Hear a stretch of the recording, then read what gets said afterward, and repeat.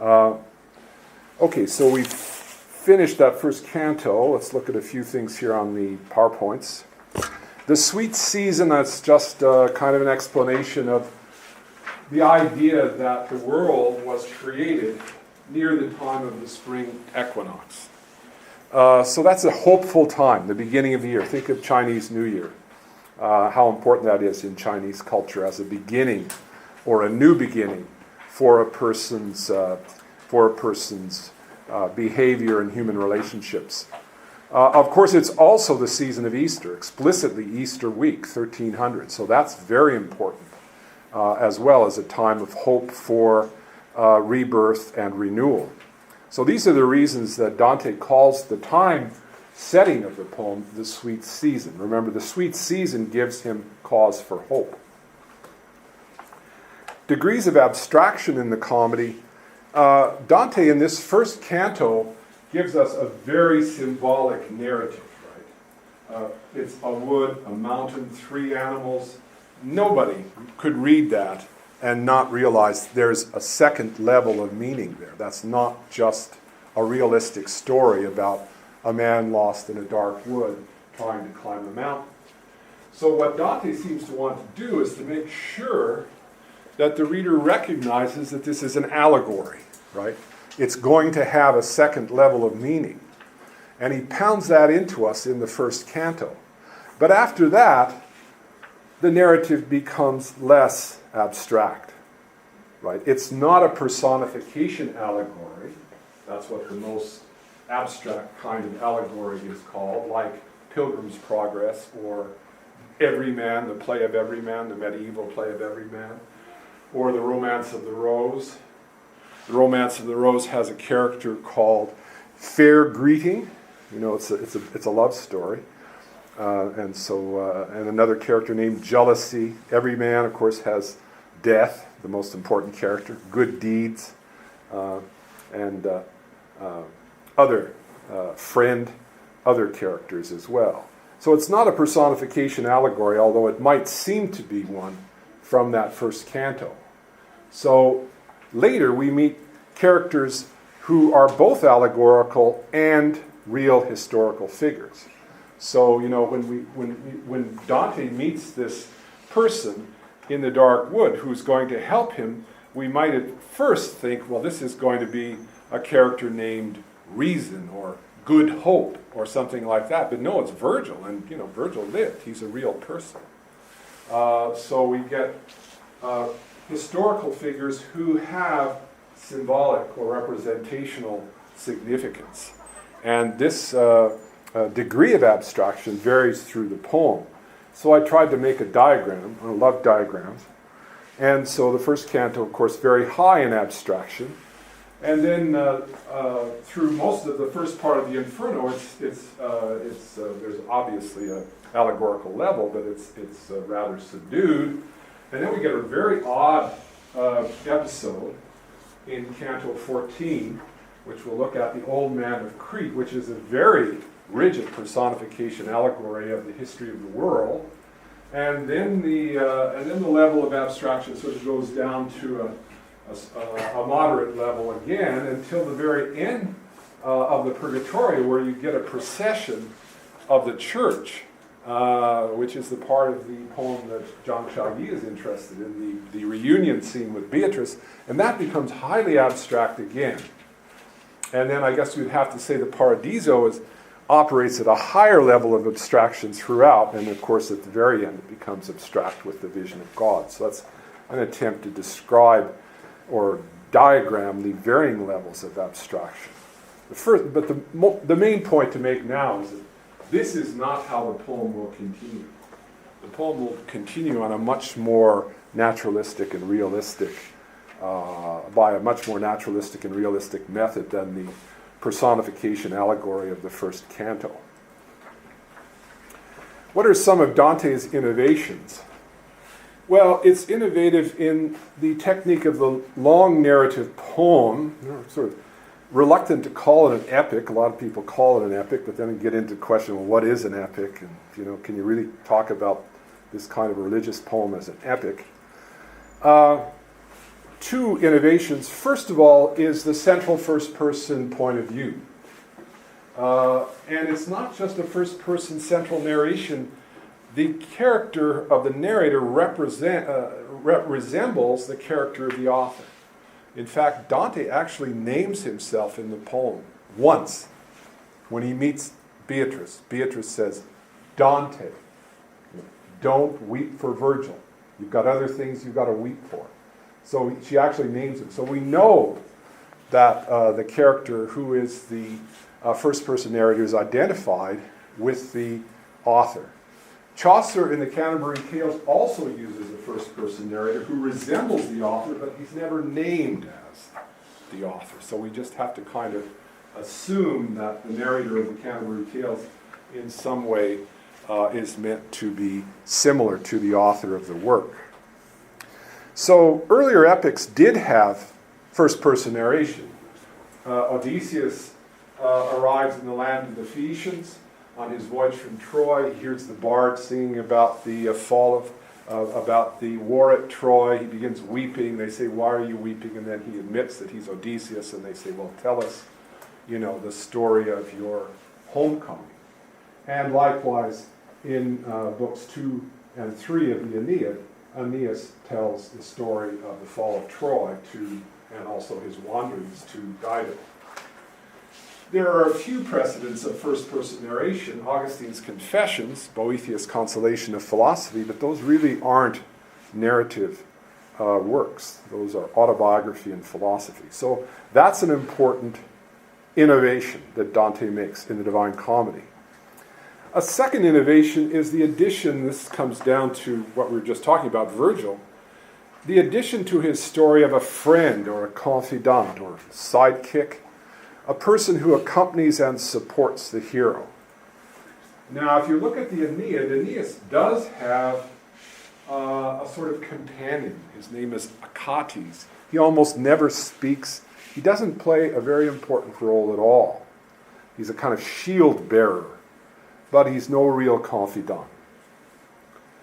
The adventures Dante has on his journey are vivid and interesting, but of almost equal interest are the discussions between Dante and Virgil of what happens during and after each adventure. Reminds me of the discussions between Sancho and Don Quixote in Don Quixote. After poor Don Quixote has been beaten up one more time, then Sancho says, why did you charge those windmills? And Don Quixote says, well, I thought they were giants, and they talk it over. So that's part of the entertainment. Or the sessions between Holmes and Watson when they get back to Baker Street. And Watson says, Holmes, how did you ever figure out? And then, of course, the famous reply, it was elementary, my dear Watson. Right? And then you get the reprise, the going back through the case with all of the details. So Dante's Virgil is the first character of a long tradition of sidekicks in European and American literature. Don Quixote and Sancho, Faust and Mephistopheles, Huckleberry, Finn and Jim, Sherlock Holmes and Dr. Watson, Mickey Mouse and Goofy, Shu Wen-chang and Ding Li, if you remember my favorite Chinese television serial, Shanghai Tom. Most frequently, there's a contrast between the main character and the companion. And that is that the companion is a kind of foil character to the main character. So Don Quixote is a highly idealistic character, and Sancho is very realistic. Sherlock is the eccentric intellectual. Watson seems to be very much like what Conan Doyle himself was like, a very average, no-nonsense Englishman. Dante, every sinner. Virgil, human nature at its best, however you want to define what Virgil represents. Often the relationship between the hero and the sidekick is so important it's difficult to imagine one character without the other. That's Picasso's beautiful drawing. You imagine drawing something that, he probably did that in about 2 seconds. And there's the whole, you can look at that and you pretty much have Don Quixote. The character of each of the major protagonists, the setting, the hot sun, the windmills in the background. Later in the journey, of course, there's another guide. We've just read the passage where Virgil predicts that he's not going to be able to take Dante all the way to the end of the journey. There is going to be a female guide, which is Dante's beloved lady Beatrice. But strangely, the intimacy and interest of the relationship is not as great as the relationship between Dante and Virgil. So she is Dante's, the love of his life, and yet the relationship is not as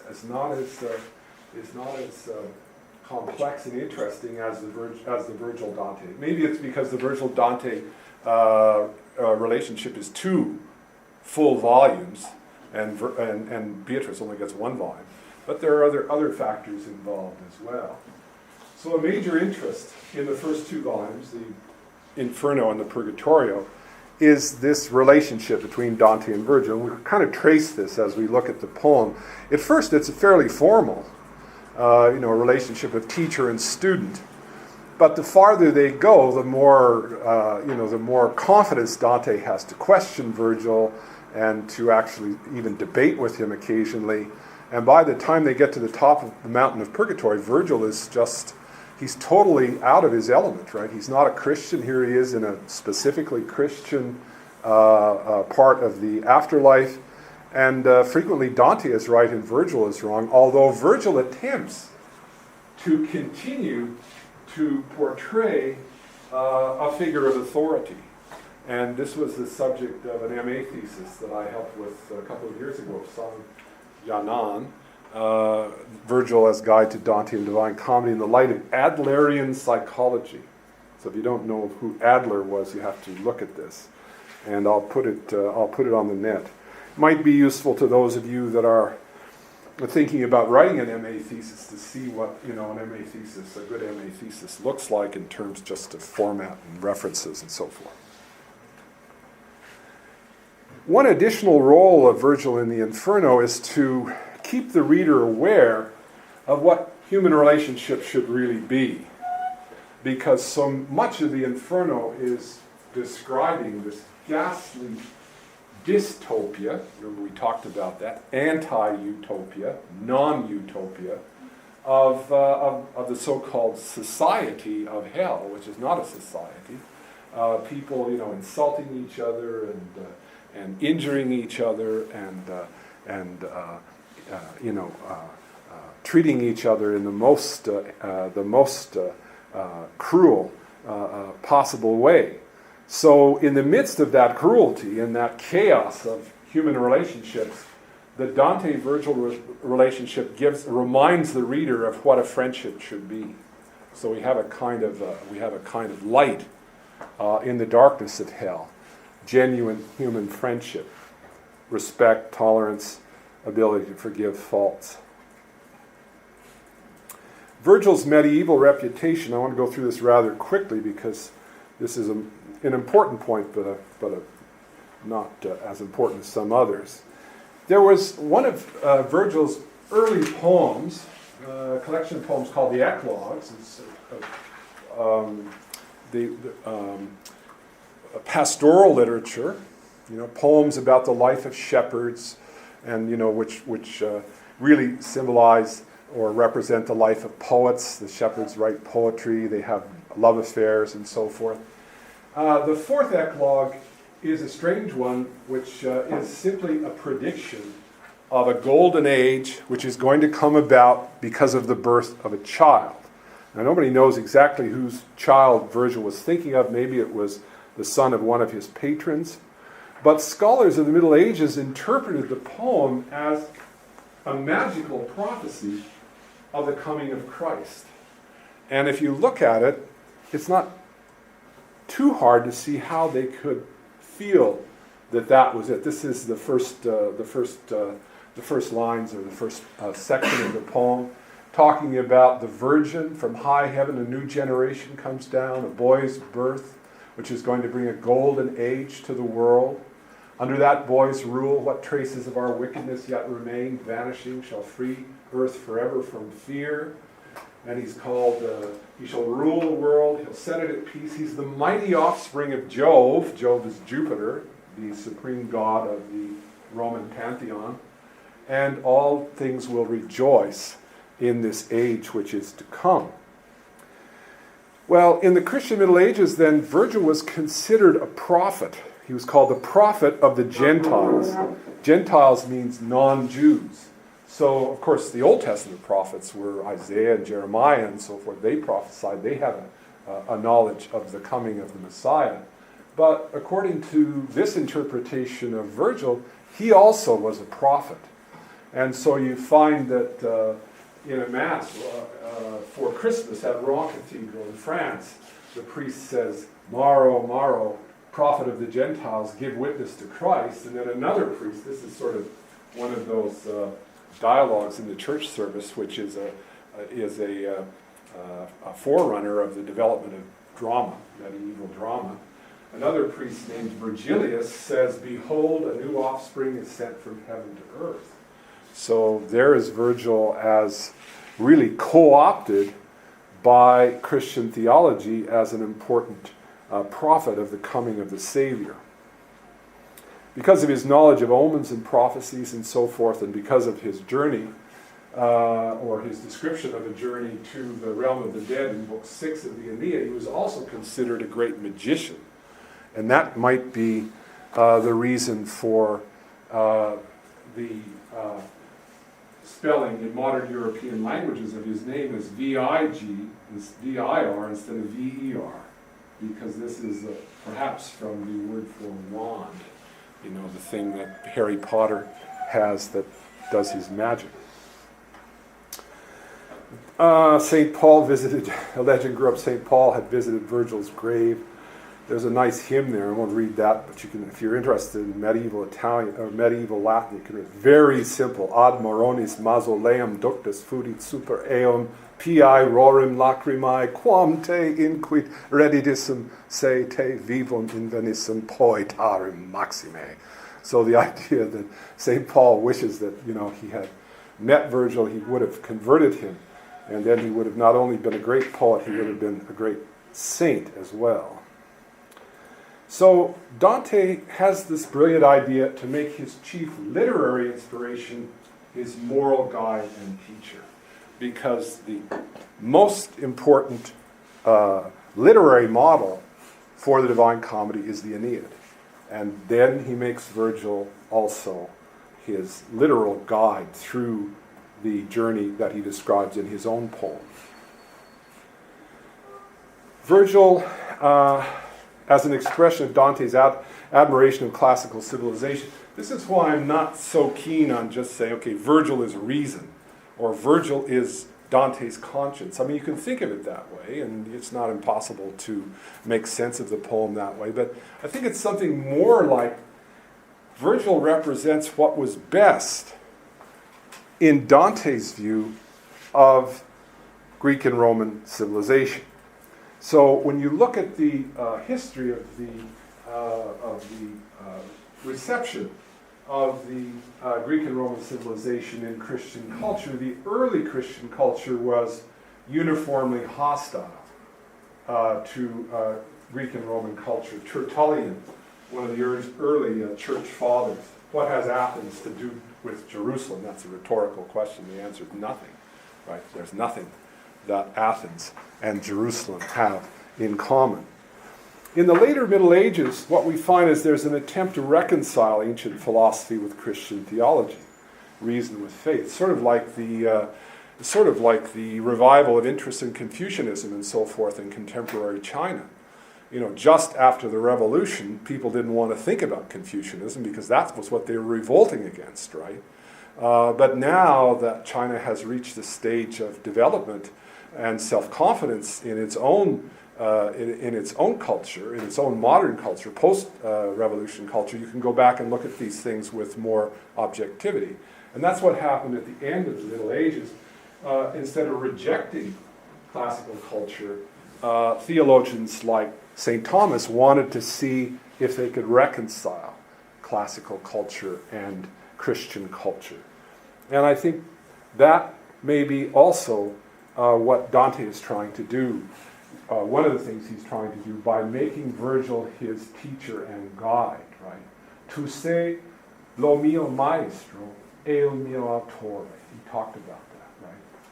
So later in the poem, Dante has a Christian poet, Statius, not absolutely, in fact, there's no evidence that he was a Christian poet, but he lived after the time of the birth of Christ, and Dante imagines that he was secretly converted. And he's on the mountain of Purgatory making his way up the mountain, and Dante and Virgil run into him. And he gets this, he's telling Dante how he was converted to Christianity by reading the fourth book of the Eclogues, the fourth Eclogue, and then Dante says,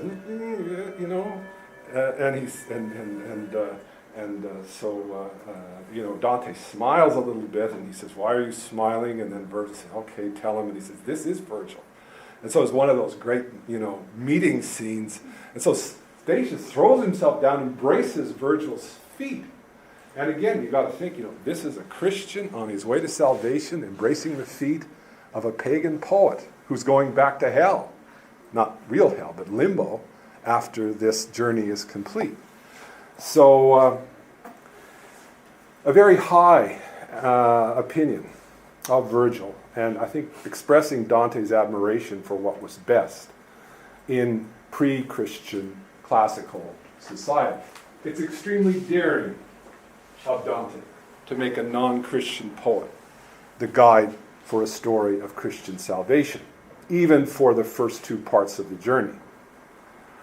Of course, Virgil's and by extension classical culture's limitations are also emphasized. For all of his wisdom, Virgil can only lead Dante to the top of the mountain. Once the journey leaves the earth, Beatrice has to replace Virgil. So here again, one of these passages. This is in Purgatorio. What reason can see here I can impart. Past that for truth of faith, it's Beatrice alone you must await. Well, you can see passages like that make it seem quite clear that Virgil and reason are either identical or similar. Truth, faith, that's Beatrice, right?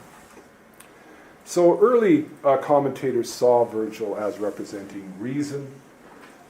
Dante's son, Pietro Alighieri, wrote that Virgil signifies ratio. Boccaccio says, Virgil, where necessary, stands in the present work for reason that is granted to us by God and by which we are called rational beings. But I think an equally accurate definition, more comprehensive one, is that Virgil represents everything that Dante admired about classical civilization, everything that's noble and good in human nature that lacks the illumination of Christian faith. And maybe more specifically, everything that Dante admired in the hero of the Aeneid, the righteous son of Anchises. And sometimes, of course, he's also the historical poet. He's not just an abstraction. Having Virgil himself frequently and emphatically acknowledged the superiority of Christian revelation, Dante prohibits the reader from thinking that classical ideas are an alternative or are preferable to teachings of the church. So he anticipates the attitude of the Renaissance towards classical culture, but he moderates his enthusiasm.